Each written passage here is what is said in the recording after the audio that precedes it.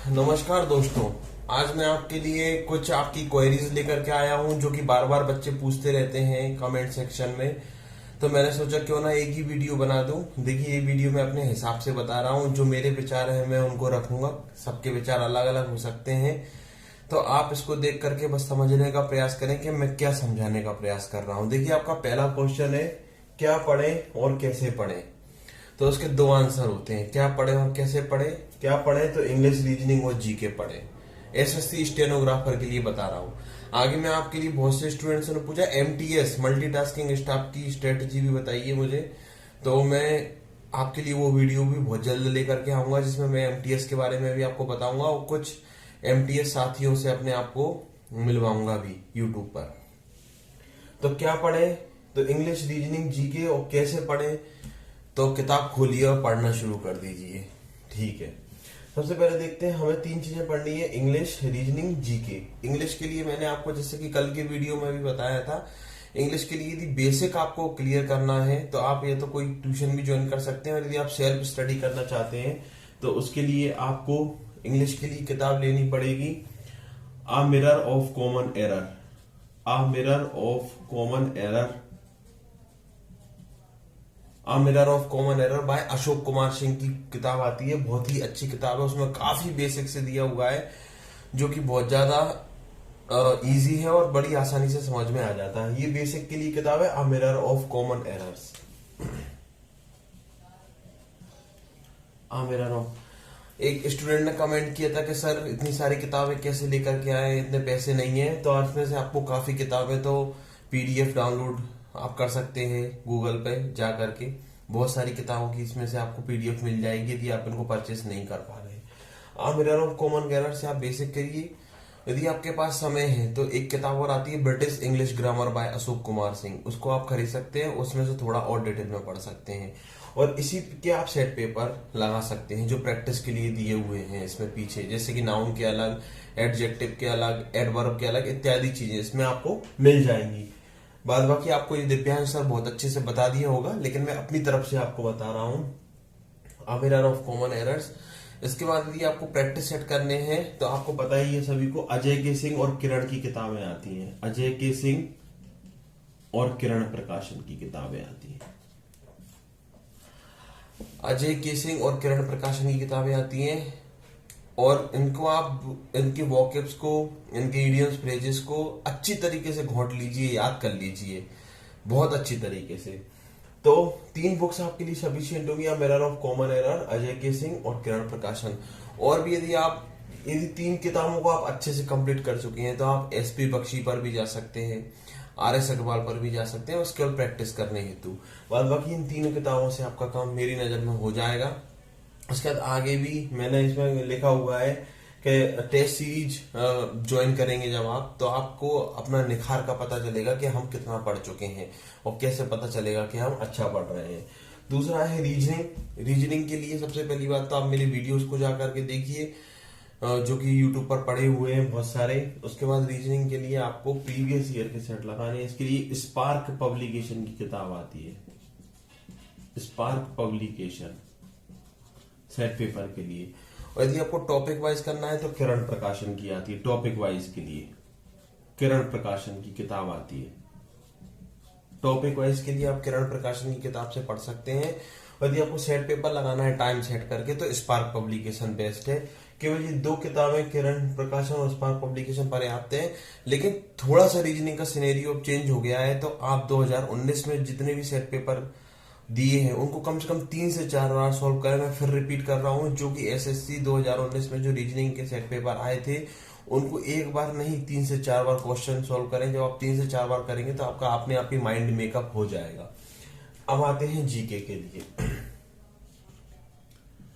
GK के लिए मैं जो प्रीफर करता हूं वो है लूसेंट जीके, जो नीले कलर की बुक आती है, लूसेंट जीके। इसके अलावा प्रीवियस ईयर के पेपर, और प्रीवियस ईयर के पेपर में भी अभी जो हाल में पिछले 3-4 सालों में हुए, ज्यादा पुराने नहीं, 12-13 के नहीं, जो पिछले 4-5 सालों में हुए, मतलब 19 में, 18 में, 17 में, वो सभी के, चाहे वो सीजीएल का एग्जाम हो चाहे सीएचएसएल, यदि आपको 30 और 40 नंबर की जीके अटेम्प्ट करना है तो आप एक गांठ बांध लीजिए कि यदि आप प्रीवियस ईयर के क्वेश्चन कर लेते हैं और लूसेंट के जीके कर लेते हैं तो आपके 40 नंबर बड़ी आसानी से आ जाएंगे जीके के पेपर में। केवल आपको लूसेंट जीके पढ़ना है, अच्छे से याद करना है और प्रीवियस ईयर के क्वेश्चंस को आपको अच्छे से तैयारी करनी है। तो ये आपका पोर्शन यहाँ से कवर हो जाएगा। इतने पोर्शंस को अच्छे से पढ़ने के बाद और थोड़ी सी आपको ग्रामर में जो ग्रामर तो इन सब क्लियर हो जाएगी। इसका जो कंप्रहेंशन पोर्शन है इसमें क्लोज टेस्ट और पैसेज आते हैं, उसके लिए आप कोई भी गूगल पे स्टोरी पढ़ सकते हैं, न्यूज़पेपर पढ़ सकते हैं। डेली का आधा या 1 घंटा काफी है इन सब चीजों के लिए। दूसरा है सिलेक्टेड पढ़ने का क्या मतलब है। बहुत से लोग कहते हैं कि सिलेक्टेड पढ़े एग्जाम ओरिएंट। सिलेक्टेड पढ़ने का मतलब ये है, ऐसा नहीं सिलेक्टेड पढ़ रहे हैं कि एक सेट पेपर के वॉकेब याद कर ली और कुछ वॉकेब छोड़ दी। सिलेक्टेड पढ़ने का मतलब ये कभी नहीं होता। सिलेक्टेड पढ़ने का मतलब ये है कि आप इधर उधर ना भागें। जैसे कि 1 वर्ड बहुत ही कम पूछे जाते हैं एग्जाम में, तो उनको आप बहुत ज्यादा याद ना करें, आप एक लिमिटेड लेवल के याद कर लें। और सिलेक्टेड पढ़ने का मतलब ये है कि जो चीज एग्जाम में पूछी जाती है वो आपसे किसी भी हद तक गलत नहीं होना चाहिए। जैसे एक्टिव पैसिव है, नरेशन है, फिल इन द ब्लैंक्स है, पैसेज है। तो सिलेक्टेड पढ़ने का मतलब ये है कि जितना सिलेबस है और जिससे पोर्शन से क्वेश्चन पूछे जाते हैं उसको हमें बहुत अच्छे से पढ़ना है। मैंने कल भी बताया था आपको बीच की गहराई में जाना है, पूरा अंदर तक भी नहीं जाना है, थोड़ा सा गहर के उसको फोड़ करके बाहर निकलना है। तो वो होता है सिलेक्टेड पढ़ना। सिलेक्टेड पढ़ने का मतलब ये नहीं है कि आप टॉपिक को छोड़ दें, वो के याद ना करें, एंटो याद ना करें, या सिनो याद ना करें, या एक्टिव पैसिव के सभी टाइप्स कवर ना करें, या नरेशन के सभी टाइप। आपको कवर सभी करना है। तो ये होता है सिलेक्टेड पढ़ने का तरीका। और इधर उधर की चीजें ना पढ़ करके जो कि एक्स्ट्रा आती हैं उनको न पढ़ करके आपको केवल सिलेक्टेड पोर्शन पढ़ना है, वो भी वास्ट तरीके से आपको पढ़ना है। अब मैक्सिमम लोग पूछते हैं कितने घंटे पढ़े, तो यदि घंटों का हिसाब है तो मैं यहाँ पे सीधी सीधी बता देता हूँ। अभी एग्जाम समय है तो आप 8 घंटे जरूर पढ़ें। चाहे भले ही आप क्वालिटेटिव स्टडी कर रहे हो चाहे क्वांटिटेटिव स्टडी कर रहे हो, आपको 8 घंटे पढ़ना ही है। क्वांटिटी आपकी 8 आवर्स होनी चाहिए। यदि आप क्वालिटी तरीके से पढ़ रहे हैं, आपकी क्वालिटी बहुत अच्छी है पढ़ने की, और यदि आप 8 घंटे पढ़ रहे हैं तो मेरी बात मानिए आपकी तैयारी में 4 चांद लग जाएंगे यदि आप 8 घंटे अभी से पढ़ेंगे तो। इसके लिए आप पोर्शन डिवाइड कर लीजिए कि मैं 3 घंटे इंग्लिश पढ़ूंगा, 2 घंटे रीजनिंग पढ़ूंगा और 3 और 2 5 और 3 घंटे में जीके पढ़ लूंगा। तो इस तरीके से आप 8 घंटे पढ़ाई कीजिए। तो ये मेरी तरफ से है टाइम का शेड्यूल। बहुत से बच्चे कंफ्यूज होते रहते हैं, बहुत से पता जाता है कि घंटे मायने नहीं रखते, क्वालिटी मायने रखती है। कुछ कहते हैं क्वालिटी मायने रखते हैं, घंटे मायने नहीं रखते। तो अलग अलग लोगों का अलग अलग विचार है। मैं ये मानता हूँ कि क्वालिटी और क्वांटिटी दोनों को ही आप संग में लेकर के चलिए और 8 घंटे आप अभी जब आपका एग्जाम बिल्कुल पास में स्टडी करना शुरू कर दीजिए।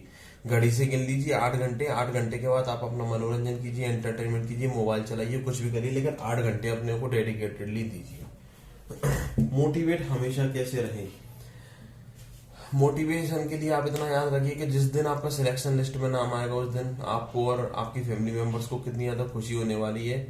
और आपको उसके बाद एक बार यदि आप पढ़ लेंगे अच्छे से, आपका सिलेक्शन हो जाएगा, तो उसके बाद आपके जो बेरोजगारी की चिंता थी आपको वो रोजगार में बदल जाएगी और आप रोजगार वाले व्यक्ति हो जाएंगे। आपके सारे टेंशन आपके समाप्त हो जाएंगे।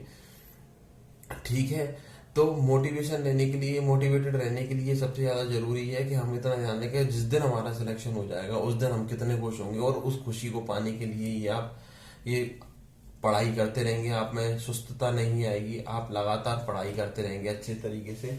तो ये मोटिवेट हमेशा रहने का यही तरीका है कि आप सिलेक्शन को याद कर लीजिए या उन लोगों को देख लीजिए जिनके सिलेक्शन हो चुके हैं वो कितने खुश हैं, आकर के इंटरव्यू देते हैं, उन्हें अपने आप में प्राउड फील होता है, तो आप भी प्राउड फील करेंगे।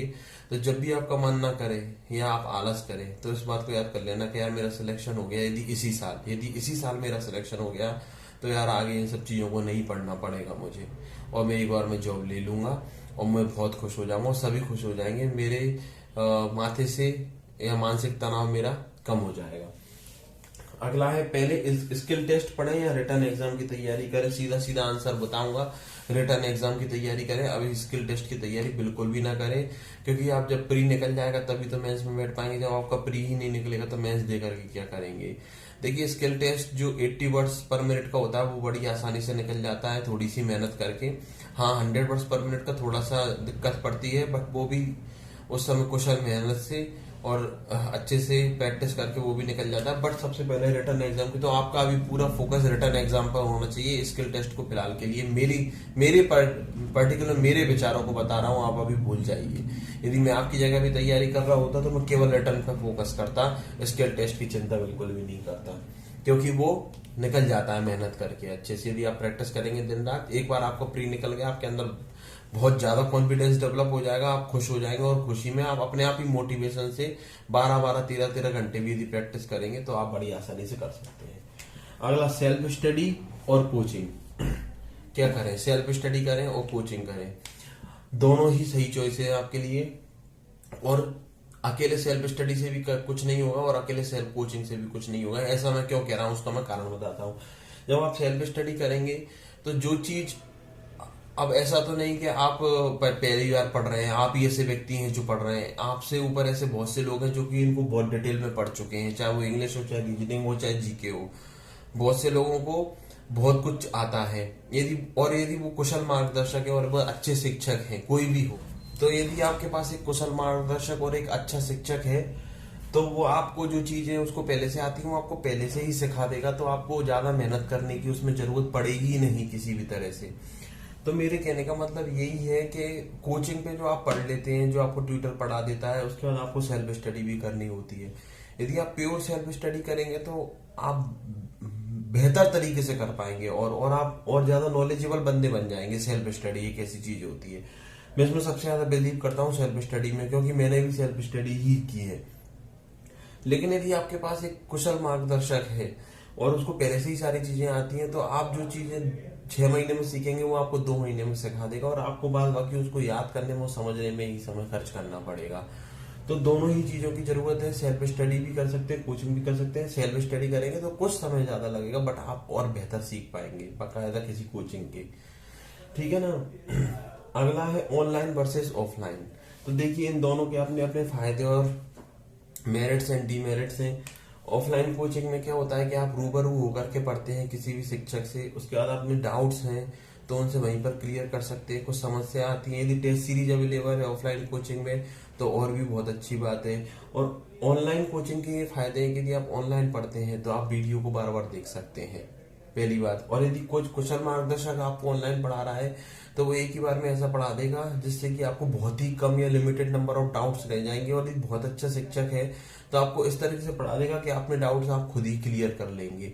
यदि ऑफलाइन कोचिंग में यदि शिक्षक बहुत ज्यादा बिजी है, उसके पास नंबर ऑफ स्टूडेंट्स की जो स्ट्रेंथ है वो बहुत ज्यादा है, तो वो आपके डाउट्स क्लियर नहीं कर पाएगा और आप ऑफलाइन कोचिंग में उसको देख भी नहीं पाएंगे दोबारा से जो उसने पढ़ा दिया है, केवल आपकी कॉपी में ही लिखा रहेगा। लेकिन यदि आप कॉपी में नोट्स बनाते हैं और समझ में नहीं आता तो आप उसी ऑनलाइन वीडियो में जाकर उसको दोबारा चेक कर सकते हैं। तो अलग अलग फायदे और नुकसान हैं ऑनलाइन और ऑफलाइन के। मैं पर्टिकुलरली ऑनलाइन ज्यादा पसंद करता हूं, क्योंकि मेरी क्या है कि चीजों को खोजने की ज्यादा आदत है। यदि मैं भूल जाता हूं तो मैं एक ही चीज को 10 बार सुनना चाहता हूं जिससे कि वो मुझे बहुत अच्छे से याद हो जाए। तो मैं पर्सनली ऑनलाइन ज्यादा प्रीफर करता हूं। पढ़ाई करते समय पहले भी मैंने ऑनलाइन ही प्रीफर किया था और आप चाहें तो ऑफलाइन भी कर सकते हैं, दोनों ही अपनी अपनी जगह अच्छे हैं। तो इस तरीके से आप, और सबसे इम्पोर्टेंट बात है कि आप अपनी तैयारी को कंटिन्यू रखें, पढ़ते रहें, गैप बिल्कुल भी ना करें, आलस बिल्कुल भी ना करें, क्योंकि एग्जाम बहुत करीब है। बहुत जल्द मैं आपके लिए रीजनिंग की वीडियोस लेकर के आऊंगा जिसमें मैं 2019 के जो क्वेश्चन हाल ही में पूछे गए हैं उनको बड़ी सरलता से आपको सॉल्व करना सिखाऊंगा। और भी आपके लिए मैं इस तरीके की वीडियो लाता रहूंगा। मिलता हूँ आपसे अगले वीडियो में, जब तक के लिए